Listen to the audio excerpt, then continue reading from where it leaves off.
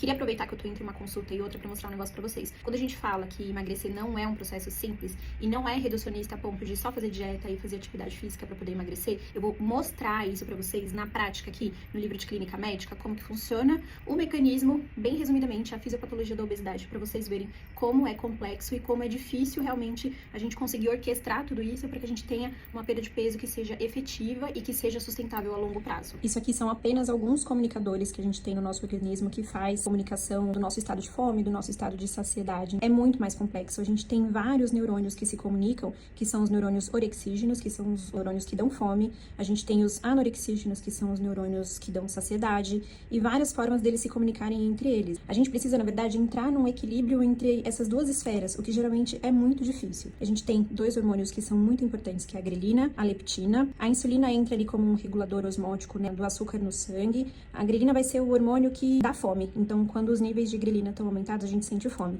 Quando os níveis de leptina estão aumentados, a gente sente saciedade. A maioria dos pacientes que têm obesidade, geralmente eles têm uma resistência à leptina e uma resistência à insulina. Então, eles têm dificuldade em sentir saciedade, eles têm dificuldade em fazer absorção de glicose do jeito certo, e isso acaba deixando essa balança aqui desequilibrada, né? Que todos eles estão relacionados na questão do gasto energético, da ingestão de alimento e como que se dá esse acúmulo de gordura lá no tecido adiposo. A gente tem hoje em dia os análogos do GLP-1, que é tipo o IGOV e Ribelsus, né? Que eles vão agir justamente lá no centro da saciedade, mostrando para o nosso organismo que a gente está mais saciado, por isso que ajuda a fazer o que a gente chama de déficit calórico, porque é isso que faz a gente ter uma redução de peso. Como que a gente chega nesse déficit calórico? Pela alimentação, também pela atividade física, em alguns casos específicos, com medicação, a individualizar caso a caso. A gente precisa entender como cada paciente se comporta em relação a todas essas comunicações aqui, né? Em como que é o estilo alimentar do paciente, se ele come bastante volume, se ele come de forma compulsiva, se tem um perfil mais beliscador, enfim, muitas coisas, gente, muitas, sério. E assim, eu gosto muito de estudar fisiopatologia, uma das coisas que eu mais gosto de estudar, vou no congresso de obesidade que vai ter agora em maio. Tem sido muito legal esse processo e acho que trazer essas informações para vocês também me ajuda, inclusive, a desmistificar um pouco sobre essa questão e essa luta que a gente tem com o peso, sabe? Essa culpa que a gente carrega porque a gente não consegue perder peso ou porque a gente não consegue controlar alguma doença crônica, enfim. Existem protocolos, mas o mais importante quando a gente faz cuidado em saúde é individualizar caso a caso. Então, nem toda medicação vai ser para todo mundo,